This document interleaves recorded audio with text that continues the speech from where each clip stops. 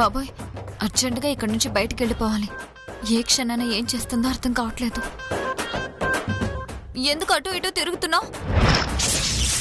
ఇంకా అర్థం కాలేదా? నిన్ను భయపెడుతుంది, కత్తితో చంపేస్తానని బెదిరిస్తుంది. నువ్వేం భయపడకో, అరిచే కుక్కలు కర్రవ్వంట. నువ్వు గాని తినిపించు అన్నారు కదా, తినిపించు. తినిపించు.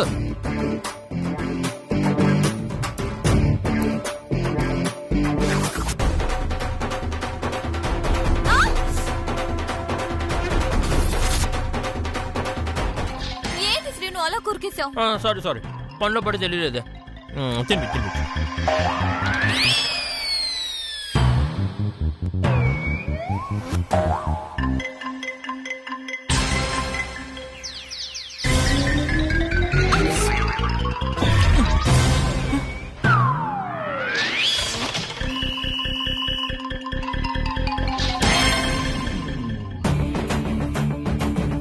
ఏమిటి ఇది దయ్యం మొహమా? నీకు బాడీ పెరిగింది కానీ బ్రెయిన్ పెరగలేదే. చట్నీ పెట్టాల్సింది నోట్లో, మొహం మీద కాదు.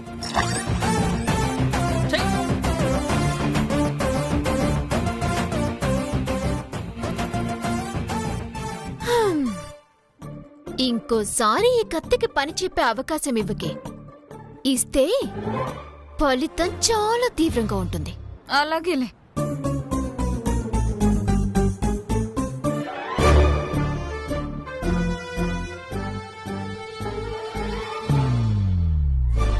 బావా, ఇంటి పనులు చేయాలి రా. ఇంటి పనులా అంటే? అదే, పెళ్లి పనులున్నాయి.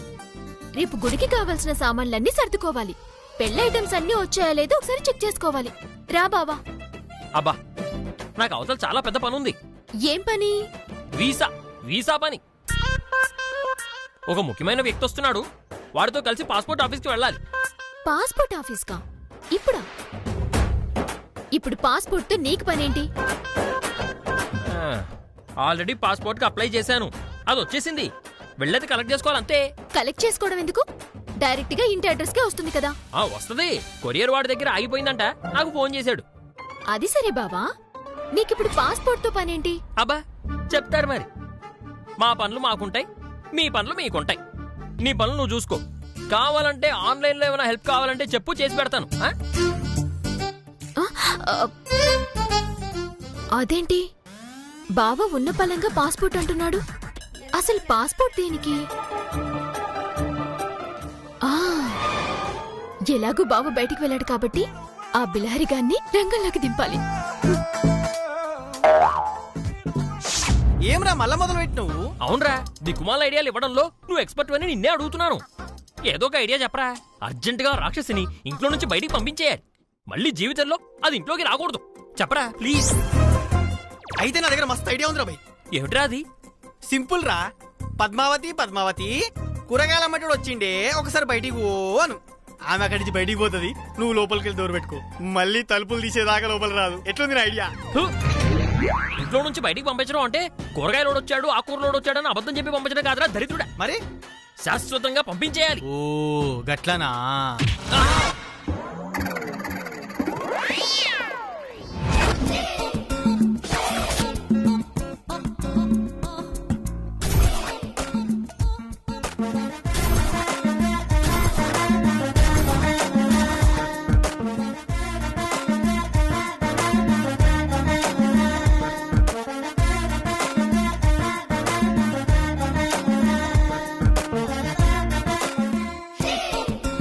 ఎంత ధైర్యం రా నీకు బాల్తో కొట్టడానికి? కొట్టడానికి ధైర్యం ఎందుకు అంకుల్? బాల్ ఉంటే చాలు కదా. మా కొట్టికి చేయి కూడా ఉందిరా, కొట్టమంట పోయింది. అమ్మా అంటే బాధపడతావు కానీ నువ్వు చెప్పే డైలాగులకి, నువ్వు వేసుకున్న డ్రెస్ కి, నీ పర్సనాలిటీకి ఏమన్నా సంబంధం ఉందా? అమ్మా చూసినావా సీను అడెట్లా మాట్లాడుతుండో? వాడన్న దాంట్లో తప్పే ఉందిరా, నువ్వు మూసుకొని పక్కన ఉండు. ఒరేయ్, నన్ను బాల్తో కొట్టినందుకు నీ ప్లేస్ లో ఇంకొకడు ఉండుంటే ఎడాబెడా వాయించేసేవాణ్ణి. చిన్నపిల్లాడు అని క్షమించి వదిలేస్తున్నాను. బాల్తో కొట్టినందుకు మర్యాదగా సారీ చెప్పు. నేనెందుకు సారీ చెప్పాలి? ఎందుకంటావేమిట్రా? బాల్తో కొట్టినందుకు నేను బాల్ తో కొట్టడం కాదు అంకుల్, మీ తలే నా బాల్ కడ్డొచ్చింది. మర్యాదగా మీ తలని నా బాల్ కి సారీ చెప్పమనండి. ఏమిట్రా నీ బాల్ కి నా తలడ్డొచ్చిందా? అవును అంకుల్, లేదంటే 6 or 4 పోయేది. మీ ఎదవతల అడ్డం రాబట్టే మధ్యలో పడిపోయింది. అరే సీను, ఈడేం రా మొత్తం నీళ్ళెక్కనే మాట్లాడుతుండు తింగర్గా. నువ్వు నోరుమోయ్. రేయ్, చిన్నపిల్లాడు అని ఊరుకుంటుంటే ఓవర్ యాక్షన్ చేస్తున్నావురా? చూడండి అంకుల్, మీరు వయసులో పెద్దవారని వదిలేస్తున్నా. అదే నా ఏజ్ వాళ్ళుంటేనా మాటలతో కాదు ఈ బ్యాట్ తో సమాధానం చెప్పేవాణ్ణి.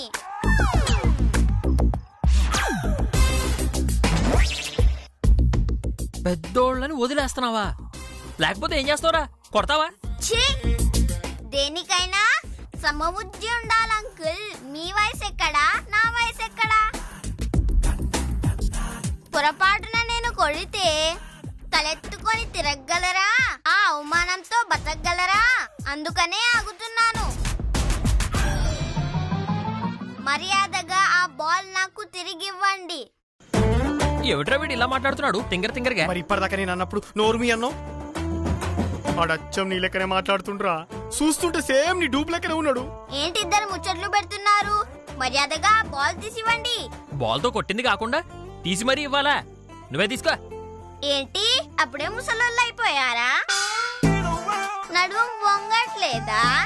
అంటే పైన పెట్టారం లోన రొట్టారం అన్నమాట. ఎంత మాట అన్నావురా? నేను వంగలేనా? నేను ముసలోని అయిపోయానా? ఇప్పుడు చూపిస్తా చూడరా నా తడాక. అరే సీను, నువ్వు బాల్ తీయకరా. నువ్వు నోరు మూయరా. వీడు ఇన్ని మాటలు అన్న తర్వాత మగ పుట్టుకు పుట్టినవాడు ఎవడైనా బాల్ తీయకుండా ఉంటాడా? ఇదిగో బాల్. Thank you uncle. మీతో బాల్ తీయించడానికే అలా అన్నాను. అమ్మ కదవా. ఏదేమైనా మీరు మాత్రం చాలా స్వీట్ గా, చాలా స్మార్ట్ గా, చాలా క్యూట్ గా ఉన్నారు అంకుల్. ఓ మహేష్ బాబులా అన్నమాట. అవును అంకుల్. థ్యాంక్స్ రా. ఇంతలా పొగిడినందుకైనా ఒక ముద్దు వచ్చు కదా అంకుల్.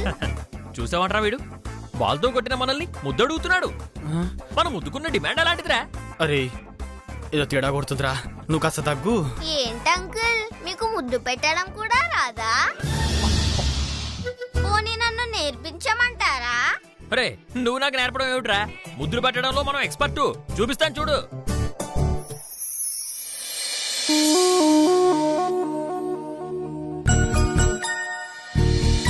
Thank you uncle. మీరు అబద్ధాలు భలే నమ్మేస్తారు అంకుల్. అబద్ధమా? మరి మీరు స్మార్ట్ గా, స్వీట్ గా, క్యూట్ గా ఉన్నారంటే అవన్నీ అబద్ధాలే కదా? ఒరేయ్ అమ్మో, రేయ్, రేయ్, అబద్ధం, ఆగ్రా. అబద్ధం రా. బావా,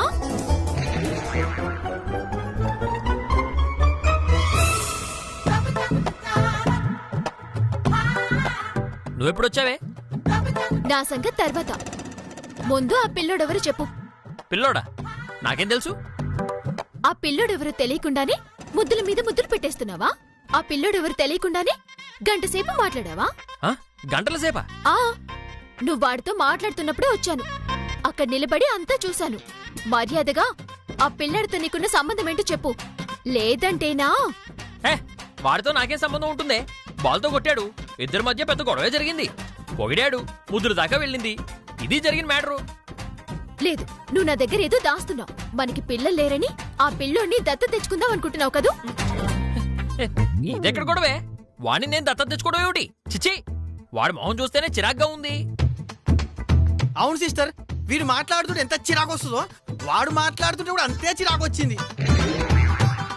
ఫస్ట్ టైం వీని అద్దంలో చూసాడు అనిపించింది నాకైతే. అన్నీ మేనమామ బుద్ధులే కదా. ఏమిటి? అదే ఏ మేనమామ బుద్ధులు వచ్చాయో అంటున్నాను.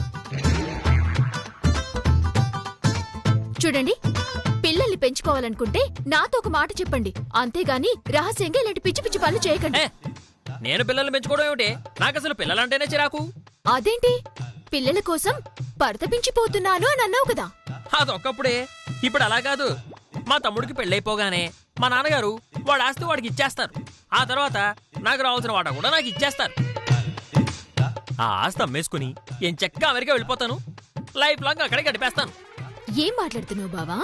ఎస్, మా తమ్ముడు పెళ్లి త్వరగా అయిపోవాలని, వెంటనే నా ఆస్తి నాకు రావాలని, అమెరికా వెళ్ళిపోవాలని ఆలోచిస్తున్నాను.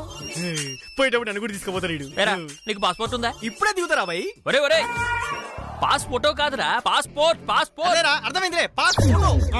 ఎప్పటికి అర్థం అవుతుందో ఎవడో వీడికి.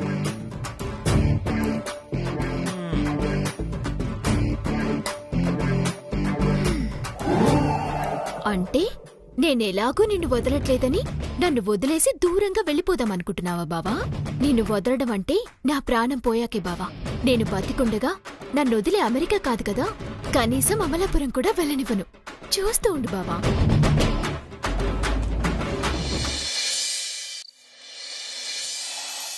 దీని పెళ్లి అవుతుందో లేదోనని ఎంత టెన్షన్ పడ్డానో.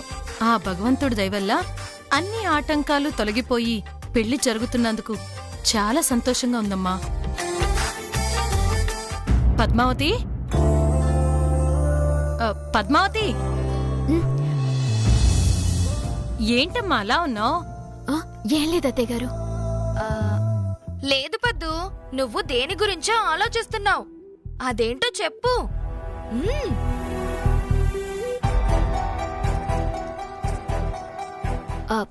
ఏం లేదత్తయ్య గారు, పాపం బావకి చిన్నపిల్లలంటే ఇష్టం కదా. అవునమ్మా, వాడికి పసిపిల్లలంటే చాలా ప్రాణం. కానీ ఏం చేస్తాం? అంతా నా దురదృష్టం అత్తయ్య గారు. పెళ్ళై ఎన్ని రోజులైనా మనవన్నో మనవరాళ్ళు ఇవ్వలేకపోయాను. దాంతే ఉందమ్మా, పిల్లలు ఈ ఏడు కాకపోతే వచ్చే ఏడాది పుడతారు. నీకేమంత వయసు అయిపోయిందని అంతలా బాధపడుతున్నావు? అబ్బా, నా బాధ పిల్లల గురించి కాదత్తయ్య గారు, బావ కోసమే. ఇప్పుడు వాడికేమైందమ్మా? ఏం చెప్పమంటారు అత్తయ్య గారు? నాకు పిల్లలు లేరు అన్న కోపంతో, ఇక పుట్టరేమో అనే నమ్మకంతో బావ అమెరికా వెళ్ళిపోవాలనుకుంటున్నాడు. ఏంటమ్మా నువ్వనేది? అవునత్తయ్యా, పద్దు బావ విడాకులు తీసుకుంది అబద్ధమని మనకు తెలుసు గాని బావకు ఆ విషయం తెలియదు కదా. మా పెళ్ళి అయిపోగానే బావ తన వాటా ఆస్తి తను తీసుకుని అమెరికా వెళ్ళిపోవడానికి ప్లాన్ చేసుకుంటున్నాడు. నిజమా? అవునత్తయ్య గారు, నా మీదున్న కోపంతో ఇప్పట్లో మాకు పిల్లలు పుడతారన్న నమ్మకం కూడా లేదు. అందుకే ఏ అమ్మాయినో అబ్బాయినో దత్తత తీసుకుందాం అత్తయ్య గారు. ఏమంటారు? నువ్వాగమ్మా, వాడికి భయపడిపోయి ఎవరో పరాయి పిల్లల్ని దత్తత తీసుకోవటమేంటి? ముందు వాడితోనే మాట్లాడతాను. అత్తయ్య, బావొస్తున్నాడు, నేను పిలుస్తాను, మీరు అడగండి. బావా, సరే, పిలు. బావా, అత్తయ్య పిలుస్తుంది, ఒకసారి ఇలారా. అత్తయ్య, అడగండి. రాని మాట్లాడతాను. ఏమిటమ్మా? ఎరా, నువ్వు అమెరికా వెళ్తున్నావంట నిజమేనా? అవునమ్మా, ఇండియాలో ఉండి ఉండి నీ చేతి వంట తిని తిని బోరు కొట్టేసింది. కాస్త స్థల మార్పిడి జరిగిందనుకో, ప్రశాంతంగా ఉంటుందని అమెరికా వెళ్దామని డిసైడ్ అయిపోయాను. వీసా కూడా వచ్చేసింది.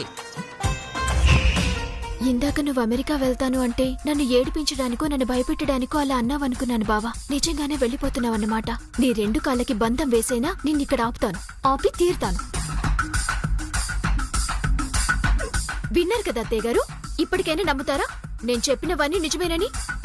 రే, పిల్లలు లేరని అమెరికా వెళ్ళిపోవటమేంట్రా మరీ అసహ్యంగా? పిల్లలు లేరని వెళ్ళిపోవడం ఏమిటమ్మా? అసలు నేను ఏం బావా, నాకంతా అర్థమైందిలే. నాకు ఎలాగూ పిల్లలు పుట్టలేరు.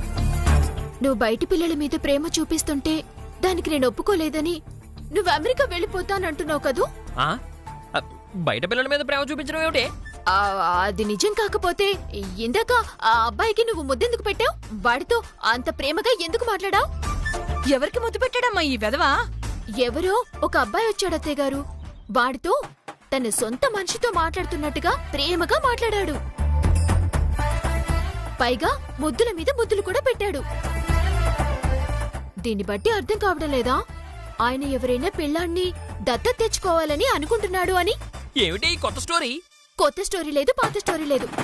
నిజమేంటో నీకే తెలియాలి బావా. నీకంతగా పిల్లలు కావాలి అంటే దత్తత తీసుకుందాం, అంతేగాని నువ్వు మాత్రం పిల్లలు పుట్టరనుకొని అమెరికా మాత్రం వెళ్ళొద్దు బావా. ఏం మాట్లాడుతున్నావే? అసలు మన ఇద్దరికి పిల్లలు పుట్టడానికి మన ఇద్దరం కలిసి ఉంటున్నావా ఏమిటి? ఆల్రెడీ మన ఇద్దరికి విడాకులు అయిపోయాయి కదా. నువ్వు నోరు మీరా శ్రీనివాసు. అసలు నువ్వు ఆ విడాకులు ఎందుకు ఇచ్చావో మాకు తెలుసు. పిల్లలు పుట్టలేదనే కదా? అవును కదా. పిల్లలు పుట్టలేదనే వంకతోనే కదా విడాకులు ఇచ్చాను. ఇచ్చానమ్మా. మొత్తానికి విడాకులు అయిపోయాయి కదా, ఇక మా ఇద్దరికి పిల్లలు ఎలా పుడతారు? అందుకని కదా బావా, పిల్లలు పుట్టరనే కదా ఇంకొకరిని దత్తత తీసుకోవాలనుకుంటున్నావు. ఇదిగో, నువ్వు వేలికేస్తే కాలికి, కాలికేస్తే వేలికేసి నన్ను కన్ఫ్యూజ్ చేయకు. నాకు అసలు ఏ పిల్లలు వద్దు. పిల్లల్ని పెంచుకునే ఆశ కూడా నాకు లేదు, అంతే.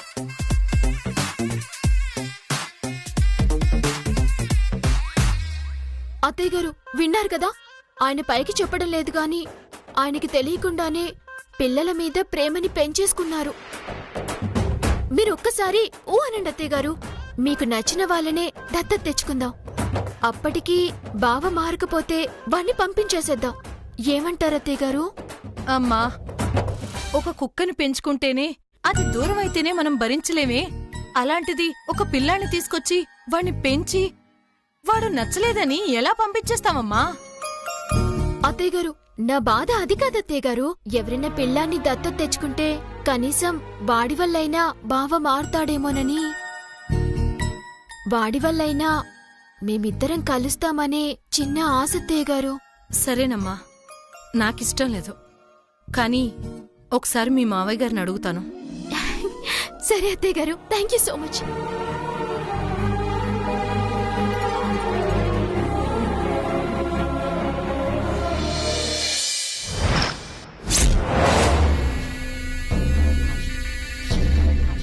అత్తయ్య మంచిగా పెట్టండి. వేస్తున్నానే, ప్రతిదానికి కంగారే.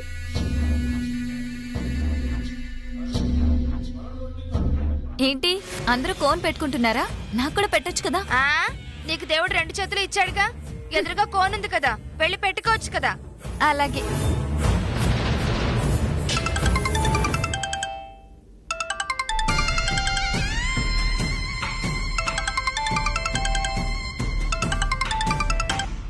హలో, చెప్పరా.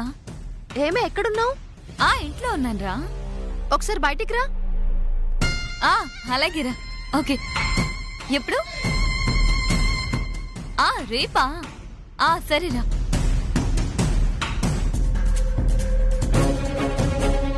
మా ఫ్రెండ్. ఆ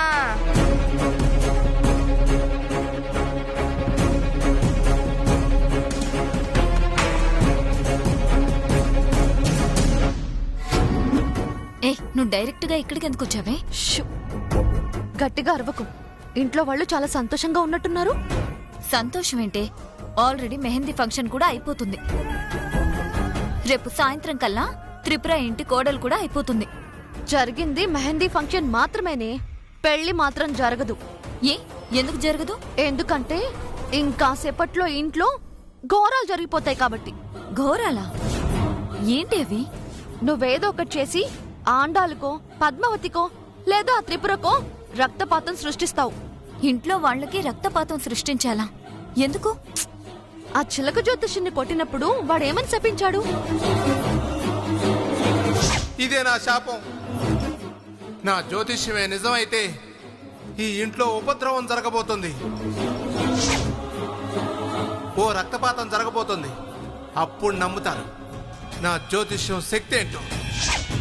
అవునే, ఆ చిలక జ్యోతిష్కుడు వెళ్తూ వెళ్తూ శపించి వెళ్లిన మాట నిజమే. కానీ ఆ శాపమే నిజం కావాలి. దాన్ని నువ్వే నిజం చెయ్యాలి. అమ్మో, నేను పొరపాటున దొరికానంటే నీతో పాటు నన్ను కూడా ఇంట్లోంచి గెంటేస్తారే.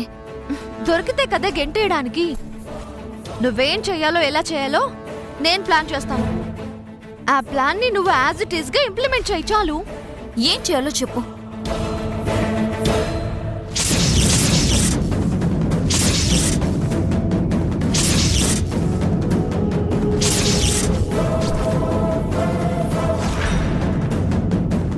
ఓకే, ఎలా ఉంది? ప్లాన్ అంతా బానే ఉంది, కానీ దీనివల్ల మనకొరిగేదేంటి? పిచ్చిదానా, ఆ జ్యోతిషుడు చెప్పిందే అక్షరాల నిజమైందని గోవింద్ నమ్మాలి. సంవత్సరం లోపు పెళ్లి చేసుకుంటే తను జీవితాంతం నష్టపోతానని భయపడాలి. ఆ భయంతోనే ఈ పెళ్లి ఆగాలి. చెప్పిందంతా అర్థమైందనుకుంటా. బ్రహ్మాండంగా అర్థమైంది. కానీ ఈ ప్లాన్ అంతా గోవింద్ని నమ్మించడం కోసమే కదా? ఎస్, నువ్వు వెళుతున్నావు, ఆ ఇంట్లో ఎవరు దొరికితే వాళ్ళని ప్రమాదంలోకి నెడుతున్నావు. జ్యోతిషుడు చెప్పినట్టుగానే ప్రమాదం జరిగిందని గోవిందుని నమ్మిస్తున్నావు. ఈ పెళ్లి ఆగేటట్టు చేస్తున్నావు. ఓకే దామిని, ఇంతకు ముందు ఎన్నో ప్లాన్లు వేసి ఫెయిల్ అయ్యాం. కనీసం ఇప్పుడు వేసిన ప్లాన్ అయినా సక్సెస్ అవ్వాలని ఆ దేవుణ్ణి కోరుకోవే. 100% సక్సెస్ అవుతున్నాం. గోవింద్ని నమ్మిస్తున్నాం. ఇది ఫిక్స్. వచ్చావా? వచ్చాను మేడం. నీకోసమే ఎదురు చూస్తున్నాను. చెప్పింది గుర్తుందిగా? చాలా జాగ్రత్తగా బిహేవ్ చేయాలి. ఓకే. ఏ మాత్రం తేడా వచ్చినా ఆ పద్మావతి కనిపెట్టేస్తుంది. ఆ తర్వాత నీ తాట తీసేస్తుంది. నాకు తెలుసు మేడం. నా వంతు అయినంత వరకు పూర్తి చేస్తాను. మాయా, చెప్పిందంతా గుర్తుందిగా? తీసుకెళ్ళు. రా.